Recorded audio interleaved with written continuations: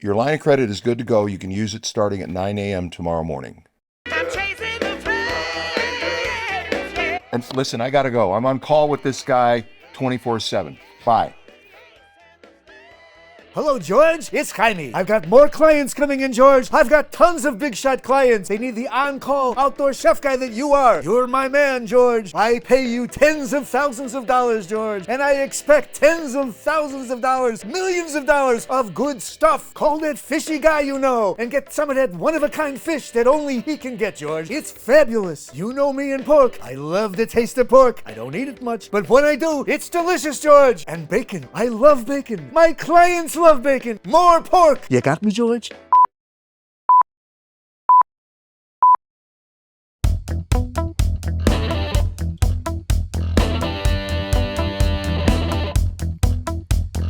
Mountains bold, a mile high. The Rio mirrors a clear blue sky. Went to dance with turbid weeds. Nights burn cold, my heart is free. I'm chasing the flames, chasing the flames. Chilies grow across green fields. Hot sun glows, the trees so real. Slicing, dicing with a flare. Anticipation in the air. I'm chasing the flame, chasing the flame.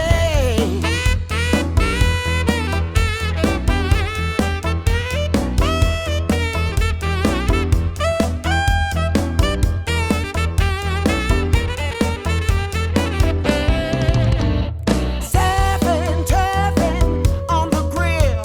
Now there's a way, there's a will. Flavors bursting with delight. On call, create the perfect vibe. I'm chasing the flames, chasing the flames. I'm chasing the flames, yeah.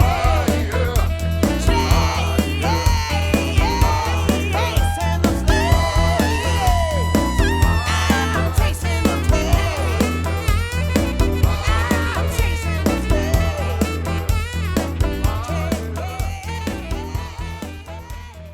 We're going to talk about fire safety today.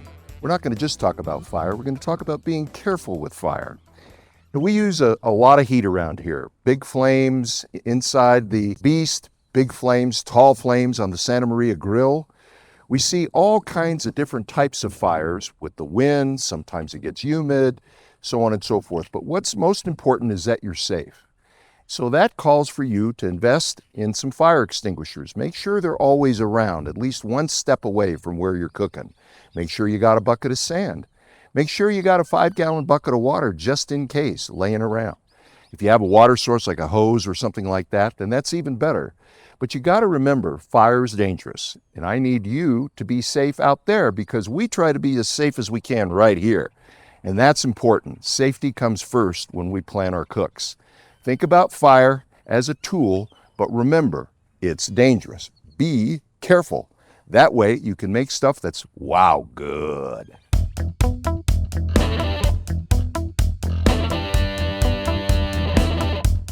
Set and forget smokers. This is my third smoker. The first one I had wasn't very good. Kept breaking on me. So I bought a Pit Boss, and I have another portable Pit Boss. You're supposed to just put your pellets in, turn it on, put your protein in, walk away. They make a device, a probe that you can connect to it. It connects to Bluetooth. Your phone will go off, all that wonderful stuff. But it doesn't really mean set and forget. You have to be careful. It's also about how the protein looks. Now, we have our pork tenderloin on in here, and it's wrapped in bacon. So we have to watch it about every 15 to 30 minutes. That bacon is going to render away, and it's going to get a little crisper. It's going to add a lot of flavor and a lot of juiciness, but you have to watch it. You have to make sure it doesn't render so much that it sets your Pit Boss on fire, which is then going to mean that you burned your protein and you're calling 911 for KFC. So here's what you do. Come over and check it. Touch it. Make sure it's still hot, because sometimes you run out of pellets and you don't know it, because it doesn't tell you that with a lot of these smokers. So don't set and forget, set and check often. Let's get back to chasing the flames.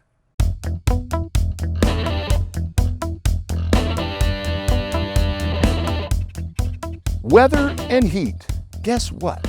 It's going to be 100 degrees today. Now, that raises our ambient temperature around our various appliances by a bunch. We're going to use less heat, and I guarantee you it's going to be hotter than Hades around that Santa Maria grill and also the Beast. So let's talk about the effects. In the summertime here at 6,000 feet, we get these winds that start around 5 miles an hour, then occasionally it dies down to 0. Then all of a sudden we'll get gusts of 30. Now that's going to affect the flame, that's going to affect the fire, that's going to affect the heat, it's going to blow it away for a little while when we get those big 30-mile-an-hour bursts. But we got to think about these things. We have to take into account All the effects when we're cooking. Now in the wintertime, we use more fuel. In the summertime, we use less fuel. The most important thing is plan. Look at the weather, check the temperature, calculate what your ambient temperature is going to be. Is it going to be low or is it going to be high? Figure it out, plan it out. And remember something else. Be careful, because when you're next to the Beast, when you're next to the Santa Maria grill, they're super hot. And it's already 100 degrees out here. So how hot's it going to be when you're near there? Drink plenty of fluid, be safe, and make sure you spend enough time in the shade, because you need to be prepared, ready, and energetic to have fun, to cook. And we're going to make something wow good. Chasing the flames, chasing the flames.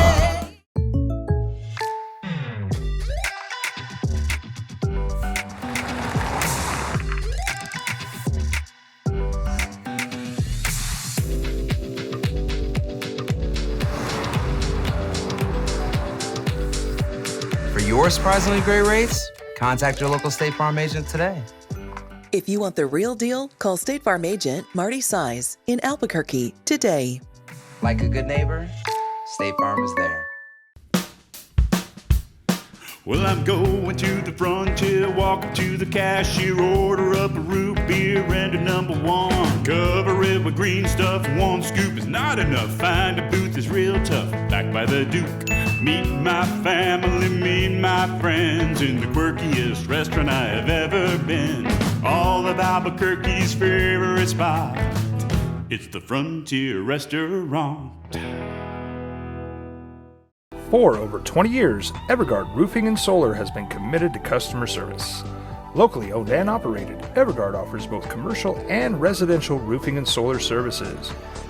For more info, please call 505-821-9543. Evergard Roofing and Solar are proud supporters of ProView Sports Network and New Mexico Youth Athletics.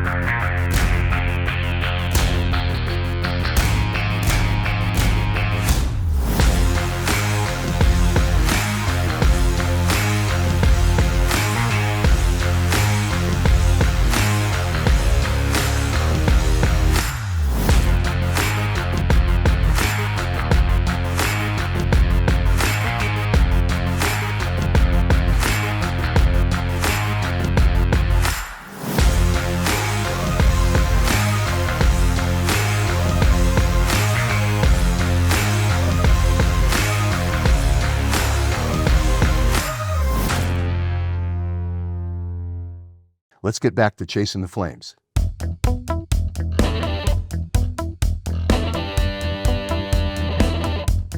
Everybody, I might get emotional over this guy. He was my first instructor. This is Chef Scott Clapp. Everybody give him a round of applause, would you? Yeah. All right. Thank you, thank you. My first instructor in culinary school, invited him up here. He's my very first guest on Chasing the Flames. And he's going to do what we call a demo. How fun. All right. The floor is yours, Chef. Rock and roll, right. buddy. All right, and you haven't seen this demo. I don't think we did this. We didn't do this one in our class, right? Nope. So today I'm going to demo. I'm going to put together an orzo pesto pasta salad. But I'm going to start by making the pesto, and I'm going to talk a little bit about a mise en place, and that means everything in its place. And we're going to talk about why that's so important. Fortunately, I got some helpers back there. My little elves took care of most of my preliminary mise en place, and so they put all my ingredients together. So you can see here, I have a whole tray of stuff, everything I'm going to need for the salad and for the pesto. So one of the things I think is really important when you're doing something like this is to make sure you, first of all, have all your ingredients, part of your mise en place, and then when you're setting up, put everything in the order you're going to use it. As you get in the kitchen, you start getting really busy, that gives you the opportunity to not miss something. And I think for all of us, we always miss steps in the kitchen. So we try to minimize that opportunity by putting everything in the order here. So today we're going to do the pesto, and pesto is really simple. It's sort of a technique. Most of the time you see it with basil, and today George has gotten us some really nice Thai basil, which is a little more fragrant, a little more spiciness to it. So kind of a fun thing to play around with. So if you've seen regular what they call sweet basil, Italian basil, the leaves are a little bit bigger than these, and they tend to be big and green. These have a little purple on them, so sometimes they look like they're a little bit brown, but they great smell. They're a great ingredient for this dish. So for this dish, we're going to have some basil. We're going to have some Parmesan cheese. So we want to go ahead and open that up. So one of the things. Your choice, chef. Oh, that's for this. That's going to go on this. That's going to go on the finished salad. I'm going to use cheese twice. All right. Yeah, right. So we're going to go two different directions. So while we're doing that, we'll go ahead and get the rest of the ingredients out. We got some garlic here, and we just lightly mash that garlic. Makes it a little bit easier in the food processor for it to get it all mixed up into there. Some pinon or pine nuts, often seen here in New Mexico, grows on our trees here. Fortunately, we didn't have to crack these all open today. That takes hours and hours. I have a pinon tree in my yard. I let the birds have it, because it's way too much work. These have already been lightly toasted, so part of the mise en place, doing all these little steps ahead of time. And then some extra virgin olive oil here, and then some salt and pepper. I'm going to move this bowl over here just for a second while we're putting this together, and a little bit of lemon probably for the taste. So some of this is to taste, it's to what it looks like, right? So we got about 4 cups of basil leaves here. Maybe it's settled down, it's a little bit light. These are denser because they're not those big Italian sweet basil leaves we were talking about. So they pack a little more, so a little less makes sense. So we're just going to add these ingredients. And I think we'll be able to get this all in here. Just mash it down a little bit.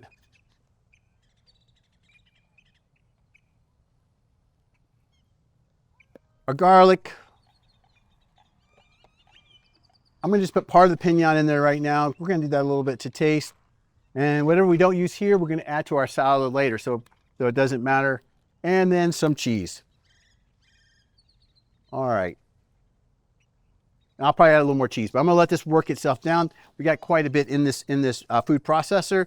So the thing about food processors, we're going to get more of a grind. So if you don't have a food processor, for hundreds of years, they would do this in a mortar and pestle. We, again, just like not cracking the pinon, we're going to use technology to help us out here today. So you just want to get that in there properly.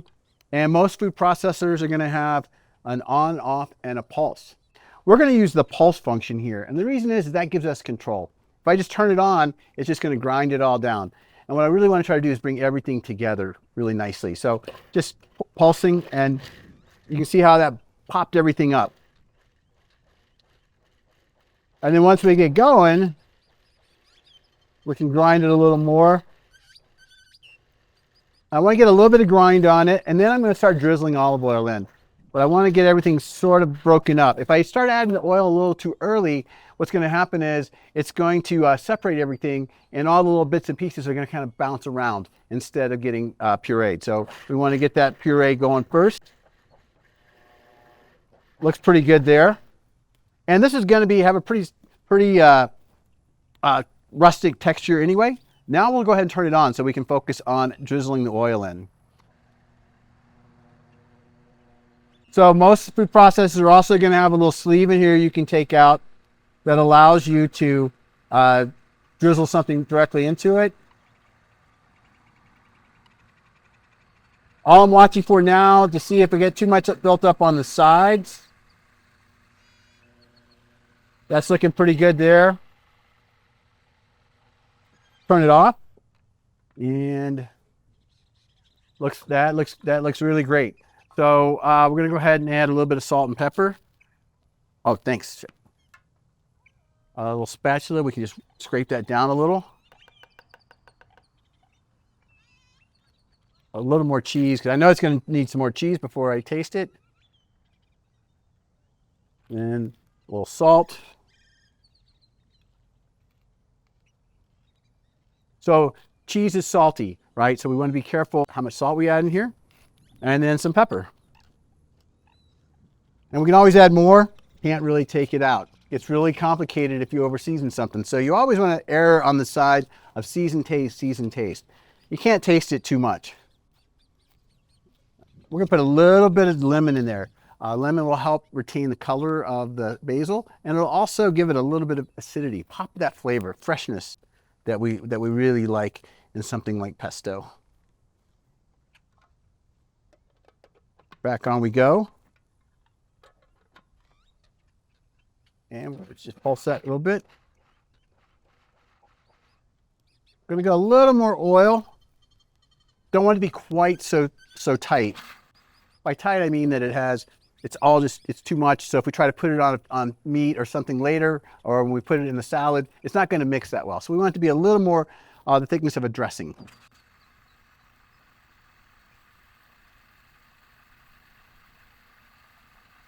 All right, that looks good.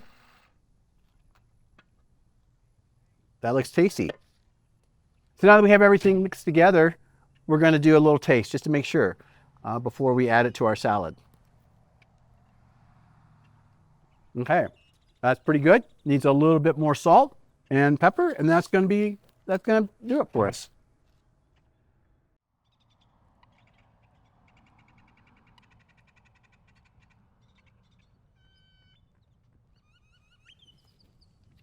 We'll just give a little bit more lemon juice.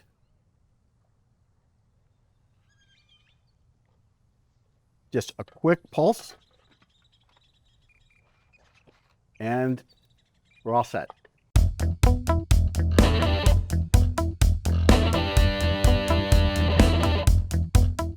This is a tenderloin that I sent down to Chef.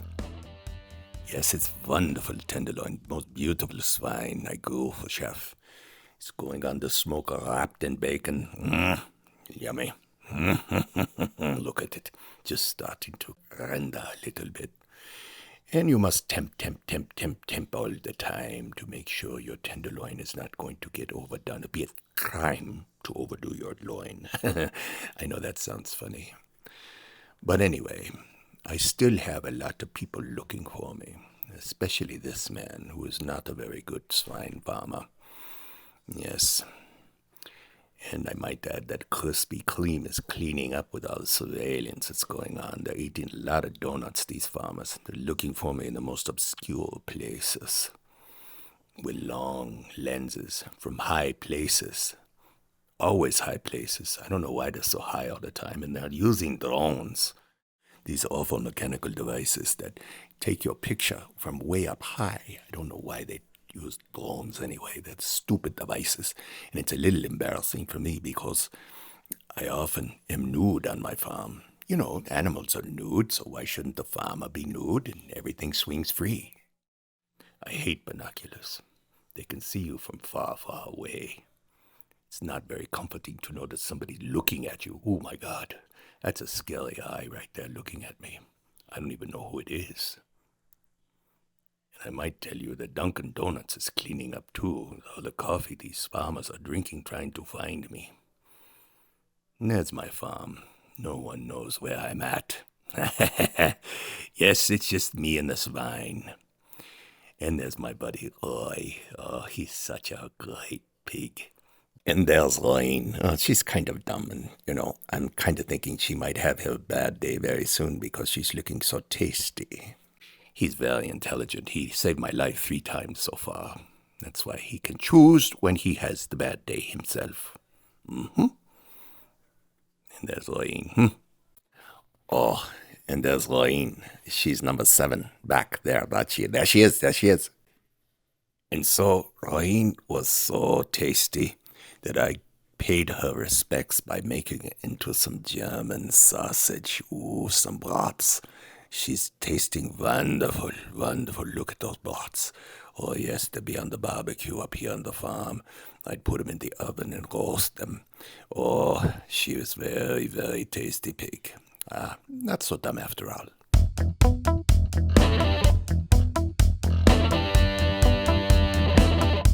It's a real honor sous chefing for this guy. And today we put all these ingredients together and we were all laughing about, Chef Scott's got us as his sous chef today. And we started laughing a little bit and then we said, oh, and it looks like it's really going to be good too. So he surprised us with a great recipe. It's great having him here. Now he's going to put this salad together. Rock and roll, chef. All right, thanks, George. So just as I mentioned earlier in the pesto, when we're doing this, we want to make sure we have all of our ingredients. When we put them in the order, we're going to put them into the dish. This one's pretty simple because essentially everything kind of goes in at one time. So we don't have to be too careful with these. But just a couple things. Our orzo, we've already cooked it off. So just cook it according to package directions. Keep it a little al dente if possible. Pine nuts, we have some here, just as needed. Some sliced olives. Some sliced tomatoes, a bell pepper. This is a yellow bell pepper. We roasted it, peeled it, took the seeds out, diced it up. And we kept the dices really nice knife cuts, because when you're putting this together, you're gonna see all those things in the salad. So it's nice to sweat those details. And if you have some time and you can do that prep ahead of time, makes that part of it really simple. And then finally, some red onion. So these are ingredients for our salad, the pesto we made earlier. So we're just gonna start by adding our orzo.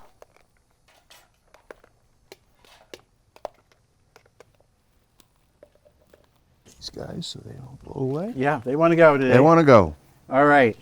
Just make sure that all breaks up nicely. Sometimes after it's been sitting, it'll kind of clump up a little bit. Just stir it around.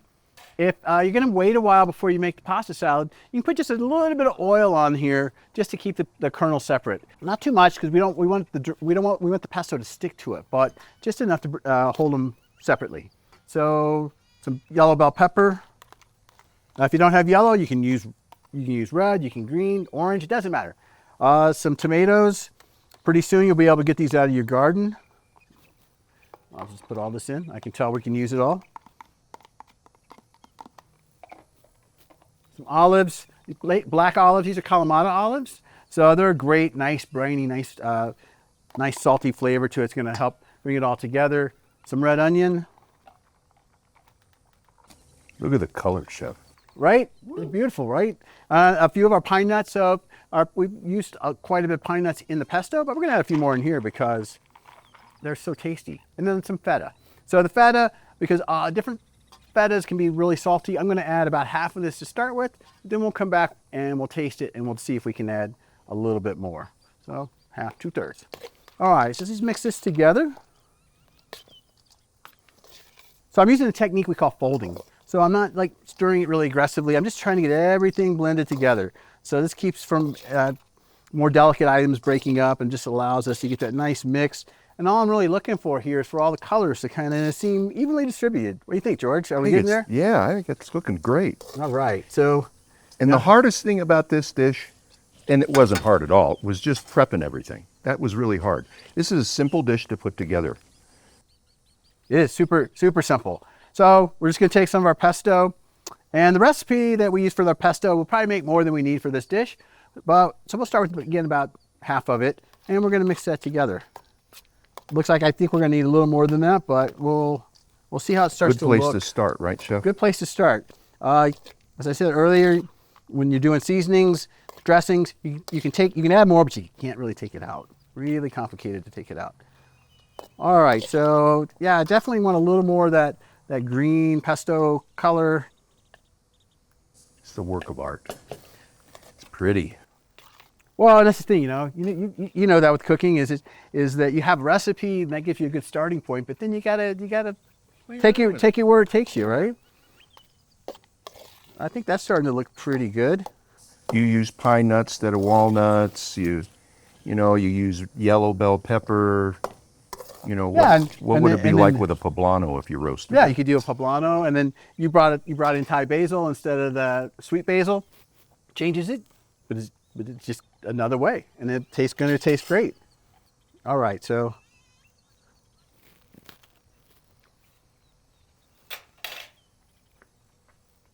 pretty good. What do you think?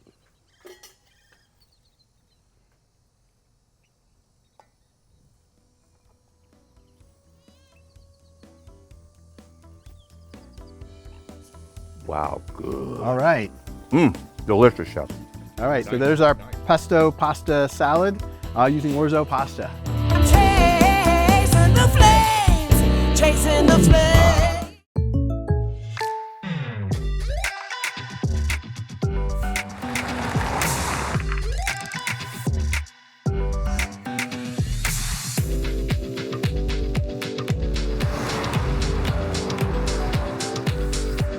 For your surprisingly great rates, contact your local State Farm agent today. If you want the real deal, call State Farm agent Marty Mise in Albuquerque today. Like a good neighbor, State Farm is there. Don't sacrifice quality and flavor when you're in a hurry. Golden Pride offers ribs, fried chicken, red and green chili breakfast burritos, and frontier sweet rolls. 4 great locations, or visit us online at goldenprideabq.com. Golden Pride Barbecue Chicken and Ribs are proud supporters of ProView Sports. International Protective Services is a proud supporter of ProView Sports and New Mexico Youth Athletics. IPS provides residential and commercial security services in the Albuquerque metro area. For more info, please call 505-897-2420 or visit internationalprotectiveservice.com.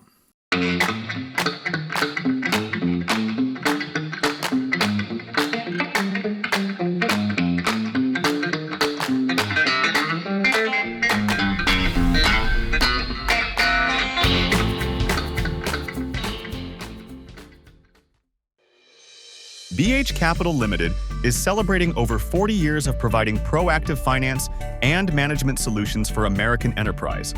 Under the leadership of George Lovato Jr., the firm exists as an expert in the complex world of structured finance, modern management strategies and techniques, and breaking the code of marketing in the modern digital age. Through its ability to lend or invest singularly or in conjunction with other institutions or investors, American enterprise has been able to resolve many of the complex issues surrounding corporate finance as a result of BH Capital's participation. Having assisted and advised many top American corporate executives, BH Capital Limited is a driving force in American management consulting and advisory engagements. Find out more by visiting bhcapitalltd.biz. Let's get back to chasing the flames.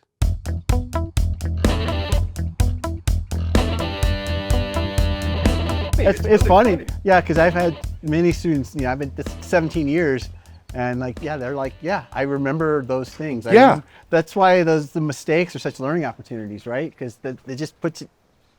No, that was, the first day kicked my ass. Do you remember that? Yeah. Oh. Yeah, because you were a week late, right? I was a week late because they screwed up my email on accepting me. So then I had to go in and talk to you, and then you grilled me pretty good the first day in class, and I think you were at that point you figured, well, he's not going to set the place on fire at least. Yeah. And then, but it was the consistency of me making mistakes. Okay, you catching me, and then and these were habits I was breaking. Right. Okay, because when I'd worked in restaurants, the restaurants I owned, it's way different. Okay, because you said it yourself. It's about getting it done, not technique. This was all about technique. Technique and having the time to develop those habits too. Yeah. Right? I mean, I think that was 14 weeks. 14 weeks. 14 weeks is a good. What's it? I think it's 10 weeks you can develop a habit, right? Something like that. Yeah. So 14 weeks. And, you know, and everybody comes in with bad habits. I mean, that's because we all have a life experience, and many of your classmates really hadn't even worked in commercial kitchens, so you were way up on them from that perspective. But again, even in commercial kitchen, you're so busy all the time that you don't get to focus on those little details. And I always feel like one of the things I found with my peers in the industry, the executive chefs and owners, is when they come to me and say, you know, I can tell when somebody had you as an instructor because their habits are good. We talk so much about sense of urgency in the kitchen, but it's not running around like a crazy person. It's working with sense of purpose. And slowing down doesn't mean you're not working with a sense of purpose. It just means you're focused on those details, that mise en place, right? That mental part of the mise en place. Right. Talk a little bit more about that. Well, the mental part. So, you know, mise en place, everything in its place. I think a lot of times we think of it in the physical aspect of putting all of our product together, doing all of our prep, setting our stations. But in my mind, it's mental, a lot of it, because it's how you walk in the door, right? You walk in the door ready to go. Mm-hmm. You leave all of your, as many of your problems as you can outside, and you're focused on what's going on around you. You've got a plan for the day. If I'm cooking at home, I have an idea what I'm going to do. I've opened the refrigerator and I've thawed something out, and I've made a plan. I'm going to have to pivot from that plan, but I have a plan. And it's the same in every time, and not only in the kitchen, but almost like life, right? I think that's one of the lessons, especially, you know, we have a lot of young students, and I think it's a super valuable lesson for them to learn that organization in life is so important. Mm-hmm. And it's even if they end up not following the culinary pathway, those tools are still super helpful to them. And that discipline and that sense of mise en place of everything really will make them better no matter what they do.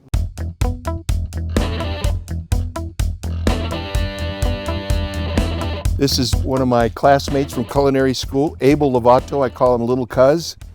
We're going to sear. This is the first time he's using this little griddle in the Santa Maria, but he's an able hand. Oh God, I know you've heard that 1,000 times.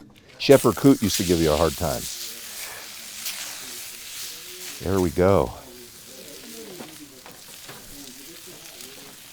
Here's your thermometer. You can stick it a couple times and, you know, let it get going, and then just go in the side. Go in about, you know, right in there. See where you're at. That's your baseline. You got there. Probably not over 90 degrees, right? Yeah, it's like 74. Yeah. So that's room temp right now, which is where we wanted it, right? We want to heat it up to room temp. We don't want to put anything cold on there. Right. Listen to that sound. That's sexy. That's sexy. That's food porn. You know, it's not, in outdoor cooking, it's the way you like it. So we're going to cook it the way you like it. You're a guest, and you're a helper, and a hell of a helper. A fine American. I think I've heard you say that once. I saw you using your knives today. Oh, yeah. Try them out. Yeah. Got a new tool. Yeah. Have to make sure they work right. Had to make sure Yeah. you give me a faulty set. Yeah, no edge. BTP here. Chef asked me to give a little voiceover because they were cussing all this time when they were getting smoke in their eyes and in their ears, and they were choking. Oh my God, it just sounded terrible. So I offered to do a little voiceover and tell y'all about this wonderful king salmon. Didn't come out of the Gulf of America. We had to go all the way up to Alaska in my fishing boat right here. I got a little footage of it pulling into a bay, and oh, we had such a good time, drank beer, and this bear ate my sister-in-law, actually. We got some footage of him enjoying, gorging himself on some salmon. And there's my skinny little brother. You know, not the fish, my brother. He's a skinny little guy.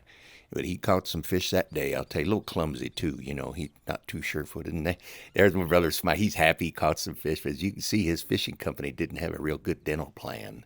I've talked to him about that several times. But anyway, this stuff is flakier, juicier, has a more fishy flavor, and it is wonderful when it's seared like this on a Santa Maria grill on a skillet. Now look at that. It's just smoking away, all kinds of lovely. I'm telling you, the boss's clients are going to enjoy the holy bejesus out of this fish, because I'm telling you, this is the best king salmon in the world. Yeah, man. Perfect. Look at that, laying nice down in the pan.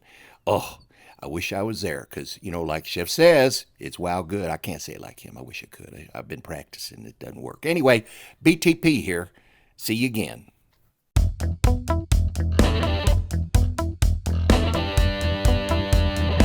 Jonathan, big help in outdoor cooking. Every show he's here. He had to go to school today for a while, so he came in the morning, prepped. But we're still going to honor him by allowing him to slice this up, because he's a hard-working dude. He's like the James Brown of culinary arts. But I think you're better at beer, aren't you? A lot better. So he's going to carve this wonderful smoked pork.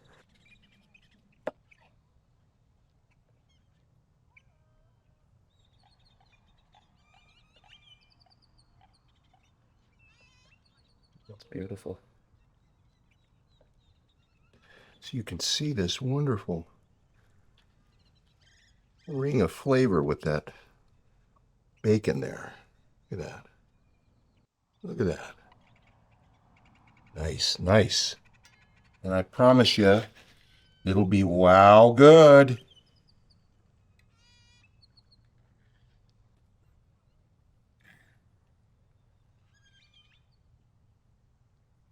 Look at these juices.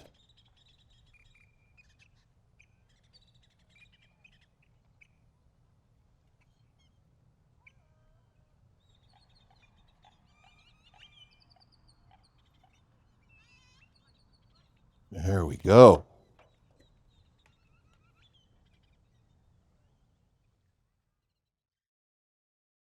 I'm chasing the flame. Hello, George. It's Jaime again. Yes, boss. Well, how did it go? How was the pork? Did the clients like the salmon? Yes, they're having a great time. Super tight. You can hear them in the background. It better have been good fish, George. Fish, fish, fish. Good, good, good. It They better have enjoyed been everything. spectacular. Salmon better have been zesty. Zesty, George. How about that pork, No one pork, got pork? sick. Was it tender? It better have been tender, George. If it wasn't Great, tender, boss. I it'll gotta be go, a boss. disaster. Did the clients like Boss, it? Did I gotta anybody get get back to sick? Did serving you your put clients, bacon and boss. everything, Boss, George? I gotta George, go. I gotta tell you, I'm Can you concerned. let me Did go? they like the salad? Did they Boss? like what you put in the salad? Did Boss? you put bacon in the salad, George? Tell me you put bacon in the salad. Did everybody have a good time? They better be drinking. What kind of time is this to do with my clients? 100 degrees in the shade. How hot was everybody? I hope they weren't sweating in the food. There's all kinds of bacteria. I'm chasing the flame. Chasing the flame.